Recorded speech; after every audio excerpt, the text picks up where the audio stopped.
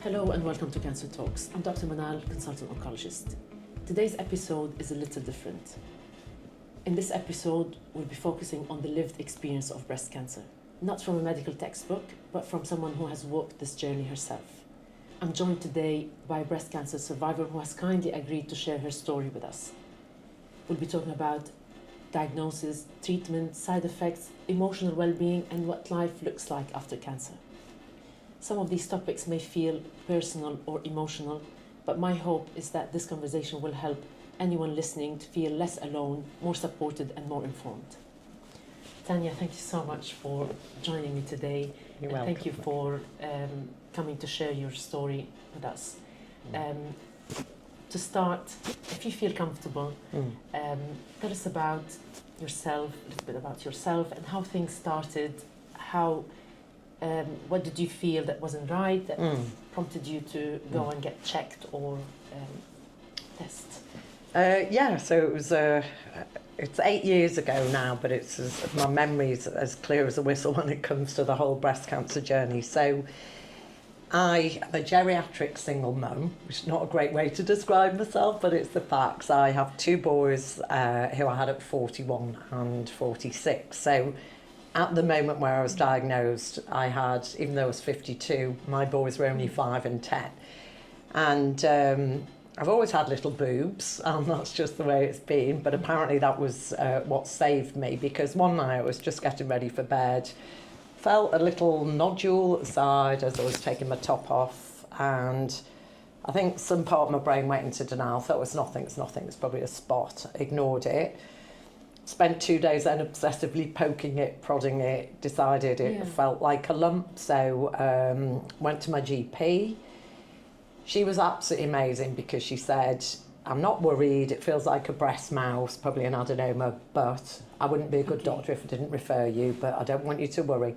So of course the minute I knew there was a possibility, that was a whole different journey, but that's where it started. Right. Yeah, I just found this little lump, and then the world changed. Yeah, so so after that step of seeing your GP and referred, so you went to see the team in the breast unit and had what test and how did you do a mammogram and ultrasound and just all of it? Yeah, they were amazing. About what tests you had and how it felt to you. Yeah, I think it was handled brilliantly because they were really clear that there's a triple assessment, that you'll have a mammogram, you'll have a physical examination and you'll have an ultrasound. So it's very clear what to expect. When I saw the breast surgeon first for the physical test, I felt quite reassured because he said, doesn't feel like anything sinister, I'm sure it'll be all right. Then the mammogram apparently showed nothing. So two steps into the 3 steps, I'd come down out of orbit and thought, you know what, it's obviously fine, thank God for that. And obviously there'd been maybe a week or two between my GP referring me in that moment, so I'd been rabbit in the headlights and I suddenly thought, oh, everything's going to be okay. And then it was on the ultrasound, and I remember watching the sonographer's face and I was feeling quite relaxed then. I thought, being reassured, clear mammogram, breast surgeon not worried. And you know when you see somebody's facial expression, she was frowning at the screen a little bit and just going over and over the same place on my breast. And I remember just like my veins filling with ice because I thought, she's obviously seen something. And that's when she said, I'm not 100% that I'm looking at anything, but I'm seeing something that makes me want to do a biopsy. And my feet didn't touch the ground, they did the biopsy there and then. So in terms of, you know, if I remove my emotions and just look at the actual physical journey, it was incredible. It was all very clear, very quick, and managed very well. But it must have been very scary when you, when there was a question mark about being cancer, and you had to go through the biopsy and wait for the result of the biopsy and all the information, and then they discuss it in a meeting. How did you feel during that time? Did you feel It must have been very scary, and like waiting for months. When you wait for days, it feels you're probably waiting for a long time. It was the most terrifying experience of my life. I think we all live with this illusion that our mortality is a million light years away, and suddenly you realise that it's there in your face, and that, you know, the next words that somebody utter to you are going to change your life.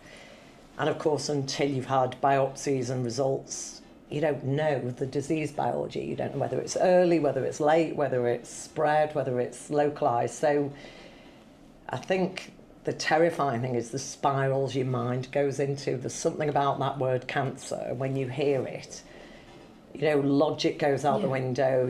It's very difficult to stay with the facts. And I knew the facts were, I've got a little lump and it's being investigated, but that got buried under, oh my God, I'm going to die, what's going to happen to my kids? You know, the whole emotional weight of it shocked me and knocked me off my feet, because, and it is that word, it's the most emotive word in the English language.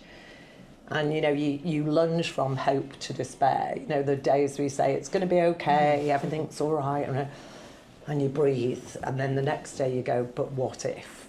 And then you go into another complete parallel universe, and it was impossible to function. I was still taking the kids to school, picking them up, going to work, but I felt like I was having an out-of-body experience. It was just consuming. I didn't stop thinking about it for a second.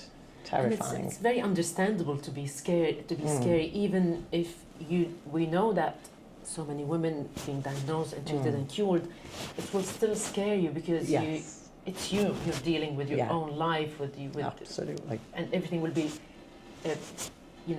very scary to you to face, and to face it yourself. So when you had the diagnosis, did you feel like you were supported at the time, on the day of receiving the news, and what treatment how did it feel to you? How did you feel? Who supported you during that time? I mean, luckily in my personal life I was supported by amazing friends, and I really did lean on them, and it was wonderful to have them there, and I didn't go to a single appointment alone. From a clinical point of view, there was the most incredible nurse specialist, the surgeon, other support workers were put in place. But I think for me it was a little unlucky, because when they gave me the results of the biopsy and offered me the reassurance of saying, you know, it's early, it's this grade, it's this stage, I had 5 seconds of relief, and then they said, but there's another area we don't like the look of that we now need to biopsy. And then that, again, with lots of support through it, but I then had to wait another 2 weeks to get a second area biopsied. Then the whole small boobs thing came up again, because apparently my boobs were too small to even get a viable sample. So they then said, you'll have to wait till your lumpectomy for us to investigate this other area. So although there was support, people were communicating clearly, I think that waiting and not having answers, I think when you know what you're dealing with, it's a different place. But when you're living with question marks, I found that the most difficult part. Even when people are saying, oh, it's probably okay, or we don't know, or I'm the sort of person, I need answers. I can deal with facts, I can't deal with the unknown. So the support was there, but nobody could give me the right answers. And the moment, and I believe that's probably the hardest part of the journey, waiting for it to know the results. I mean, definitely when you know the results, it's not easy, but you started dealing with the diagnosis, and you have a plan, what treatment you're going to have. So the treatment that was recommended was surgery when you after confirming the diagnosis. How did it feel? How did it feel to you that you're going to undergo surgery to your breast, and they're going to remove it? So you had lumpectomy. How was the journey again with going through surgery, and the change in your body, and how you dealt with it? I think I desperately wanted the surgery, because I think psychologically you know something's growing and you just want it out of you. I was told I would definitely be having radiotherapy, and that I may or may not need chemotherapy depending on the lymph nodes, Yeah. which obviously they investigate during the lumpectomy. But I think for me, I can't say I was looking forward to surgery, but I think after all those weeks and delays because of this other bit and failed biopsies on the other bit, I think I needed to feel like something was being done, that this evil little lump was finally getting, you know, either chopped or fried or zapped or whatever. So I think I was in a good place, as good as I could be, knowing I was going to surgery, but then all that fear of, oh my God, this is where they're going to look at my lymph nodes, this is where they're going to biopsy the other bit, and I'm going to have to wait for the results from the other bit. And the surgeon was amazing because I was very open and honest with him, and I said, the minute my eyes were open, I need to know about my lymph nodes. Don't care about anything else. I just needed to know it hadn't spread. And fair play to the surgeon, he made sure his registrar was in the recovery bay. As soon as I was vaguely groggy, slightly conscious, I was thankfully told my lymph nodes are clear. So I think that's the first moment. Even though I still had a journey to go on, more treatment to come and living with it, that moment I thought, okay, so I'm not going to be gone a week on Tuesday, you know, it's... So yeah, the surgery went well, and then I waited, and 2 weeks later the results came back on this other area to say it was lobular carcinoma in situ. They said you can live with that, it's a low risk tissue, you'll have mammograms and follow-ups, you don't need anything else at the moment. So then it was about going on with radiotherapy. Which interestingly, you know, you think, oh, all these therapy words, you get quite scared.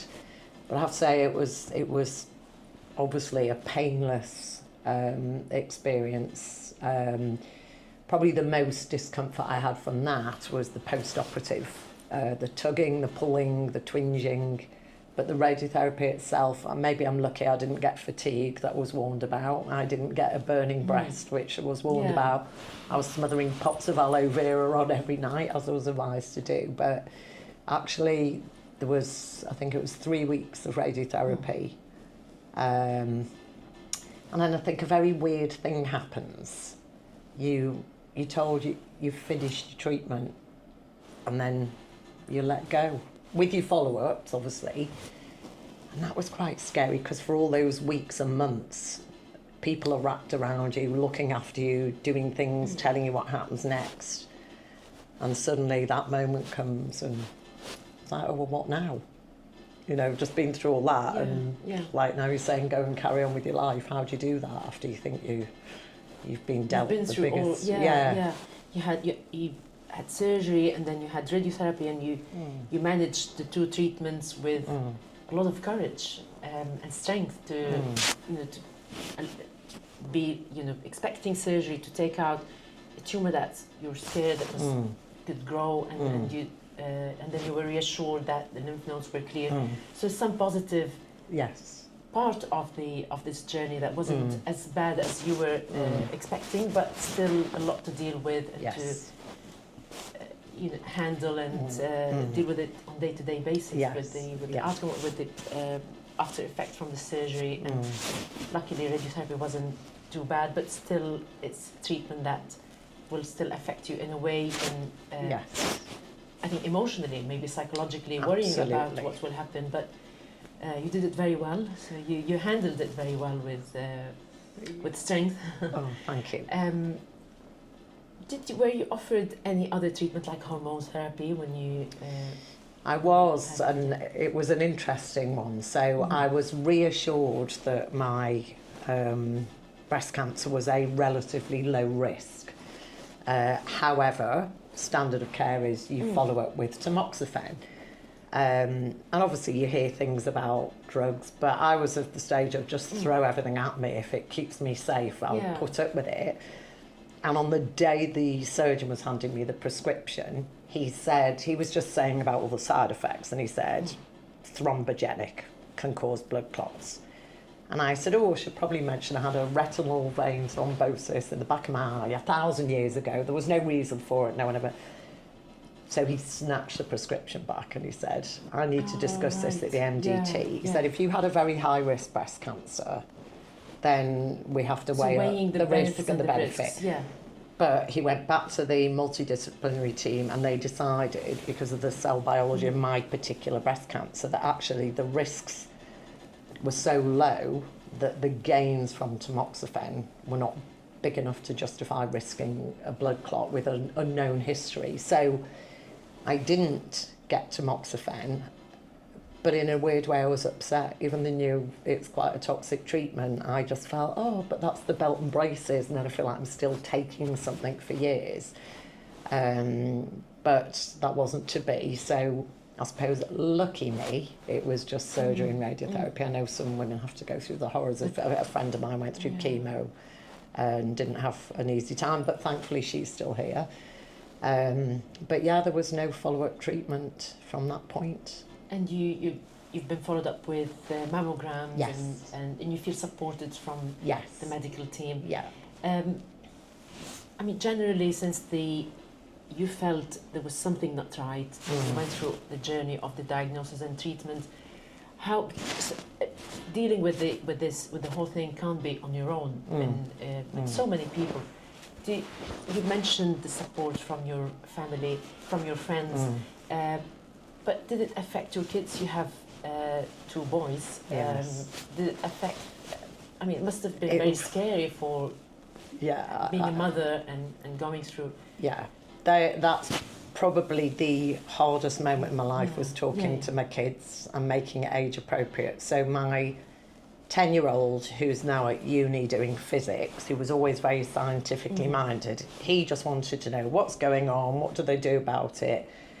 And I explained in 10-year-old language as best I could. And I said, have you got any questions? And he went, yeah, you're going to die. So I said, well, one day, but hopefully not for a long, long time, not from this. Anyway, okay then, and off he went. The 5-year-old, I thought, he's not going to be able to take, so I just had to say I have a big sore on my boob and I have to have a little operation and some treatment so that it stops hurting. So, but I think it was just because they were so young and because I'm a single mum, and although I've got amazing friends, I couldn't tell my parents. That I couldn't do until I knew I was all right. So those first few weeks, we have dinner with my mum and dad every Friday evening, and I had to sit there and just be like, everything's okay. And so that was hard, but thankfully, you know, I was weeping and wailing on friends and able to talk about it. And then I needed to put a brave face on for the kids. I thought I was still picking them up from school the day after my lumpectomy. Obviously, I wasn't allowed to drive. I got a friend to take me just so I could be at the school gate, because I thought their world needs to keep turning. So yeah, somehow we got through it. Yeah.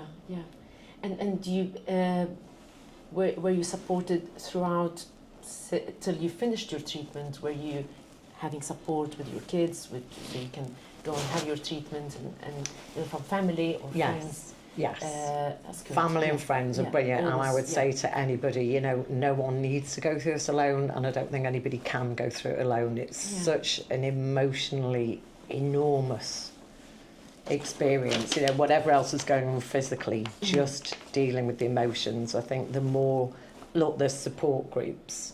I'm lucky I had great friends. I didn't need to go to a support group, but the nurse specialist, I mean, I think I texted her every other day for a while, just going, oh, this hurts, and what's this, and why is that happening? I think you have to lean on people, and I think just telling people how scary it is. And I mean, it's interesting observing other people, because some people don't know what to say. So they give you that look, you know, they put their head on the side and they go, oh, which is fine, they're showing you some empathy. Other people think, oh, we better not mention it, we can't, as if you're not thinking about it all the time. So they're chatting about Netflix and you're thinking, I've got breast cancer, can't you see that? Yeah. So I think you have to help people to help you. You have to be honest, say, you know what, I just need a night off from it all, talk rubbish to me, or actually I'm having a really bad day and I need to go cry and a cuddle and a glass of wine. I think you've got to help people to help you, because None of us Yes, know what to ask do for when help, somebody's yeah. struggling. You're entitled for help. Yeah, and then you've got logical people who start Yeah. giving you all the facts and giving you solutions, and you just, they mean well, but you want to punch them because you're like, that is not what, I just need someone to say, I know you're struggling, I know you're scared. And that's the best kind of support. Excellent. I mean, that's good that you got the support that you needed, although you had sometimes to ask for it, but that's Yes, okay. Yeah. Sometimes we have to demand help, Yes. when, especially with cancer diagnosis and treatment. I mean, it's one of the hardest things in life. Now it's several years after your treatment and diagnosis and treatment. How is life? How do you find living every single life with knowing that you had cancer and you had treatment? How do you how do you feel like changed to you since the diagnosis and treatment? I think it's a really good question because it changes something in you, because I remember in the first year, you know, it's all you think about, morning, noon and night. You can't imagine ever being normal again. And I was evangelical with my health, you know, I was having all the right things for breakfast, you know, blueberries and pomegranate juice and granola and all things I'd never really done, and buying aluminium-free deodorant. And then after a while, you know, we're all elastic. You slip back to your old ways, which actually I see as a good thing, because it made me just think, okay, I am still me, I am still normal. Yeah. But I think the one thing that really has changed is I was never a hypochondriac. Before cancer, if I'd have lost a leg, I would have said, oh, never mind, I've got another one. But now I am to every ache, every pain. You know, a headache's a brain tumour. If I've got a stomach ache, I think I've got stage 3 liver disease.